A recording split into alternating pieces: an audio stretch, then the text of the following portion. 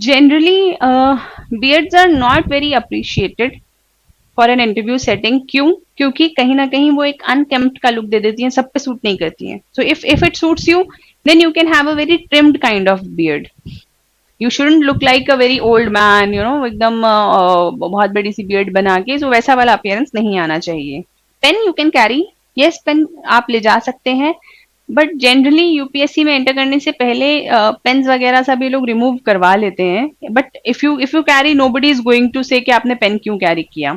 Generally इसलिए हटवा देते हैं बिकॉज दे डोंट वांट कि कोई वो स्पाई कैमरा वगैरह लगा के इंटरव्यू को रिकॉर्ड करे या इस वजह से. So if you want you can carry a normal pen, normal Reynolds pen.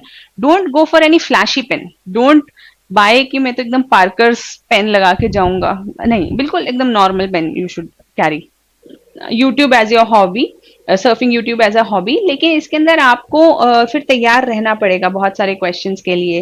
Y YouTube, YouTube का हमारी सोसाइटी पे क्या असर पड़ता है, revenue model of YouTube, and आप क्यों बनाते हो यूट्यूब, मतलब सर्फ करते हो तो क्यों करते हो, what kind of videos do you watch on YouTube. मतलब इस टाइप की जो भी चीजें हैं, कमेंट्स कैसे होते हैं और ट्रॉलिंग क्या होती है, और इस टाइप की जो उससे कनेक्टेड कॉन्सेप्ट्स और इश्यूज हैं, वो सब आपको स्टडी करने पड़ेंगे. But definitely it's a kind of a very dynamic and a safe kind of hobby, because बहुत सारे लोग आजकल कर ही रहे हैं. तो you can always explain why you do it. You need to be neutral while answering political questions. Political questions जैसे कि अगर आपसे पूछ ही लिया जाए किस पार्टी को वोट दोगे in your elections, या फिर which leader do you support in current dispensation. इन सब क्वेश्चंस के आंसर्स को न्यूट्रली डील करना चाहिए. You shouldn't be taking sides कि ये वाली पार्टी अच्छी है या ये वाली पार्टी अच्छी है. You shouldn't be taking sides because you are aspiring to become a civil servant.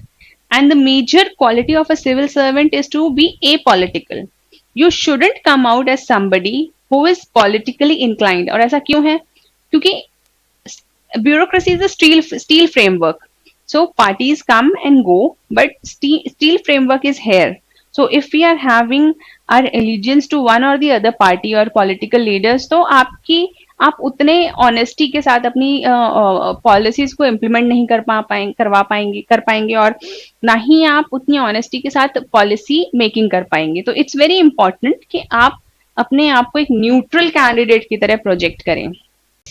You should support the truth.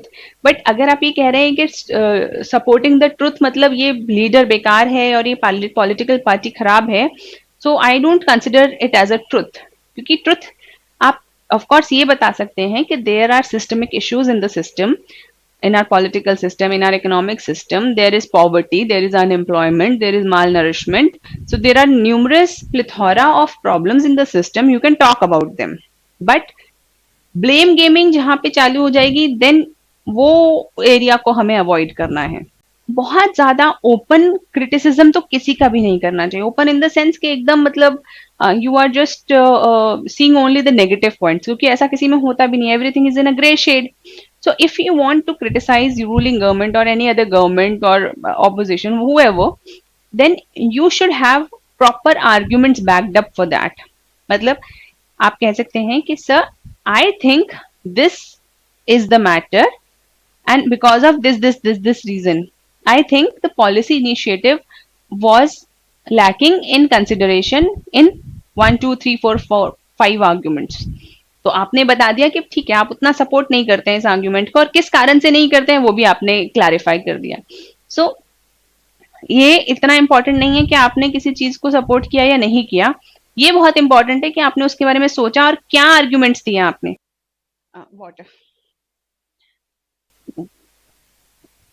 तो आप बायलिंगुअल लैंग्वेज में डिपेंड करता है कि अगर एग्जामिनर आपसे इंग्लिश में क्वेश्चन पूछ रहा है, then you should try to answer your questions in English only.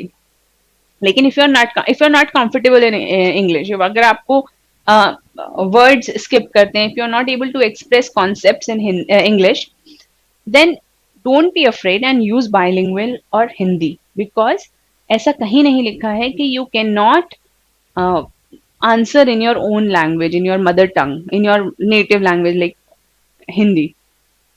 अगर आपकी कोई और है, मतलब ऑफ कोर्स ऐसा भी होना चाहिए ना कि इंटरव्यूअर को भी समझ आना चाहिए, मतलब ये वाला आर्ग्यूमेंट वहां यूज नहीं होना चाहिए. If I am Gujarati person and I want to give my interview in Gujarati, but the interview doesn't know Gujarati, how will he और she will comprehend my answers. So ये आप यूज कर सकते हैं कि अगर वो हिंदी स्पीकिंग, मतलब आपसे बीच में हिंदी, या फिर आप उनसे पूछ सकते हैं, सर और मैम मे आई रिस्पॉन्ड इन हिंदी. तो अगर वो बोल देते हैं यस यू कैन, सो आप हिंदी में इंटरव्यू दे दीजिए. But it's always good to ask, क्योंकि अगर वो बोल देते हैं yes you can, then it's you can easily continue with your in your own language.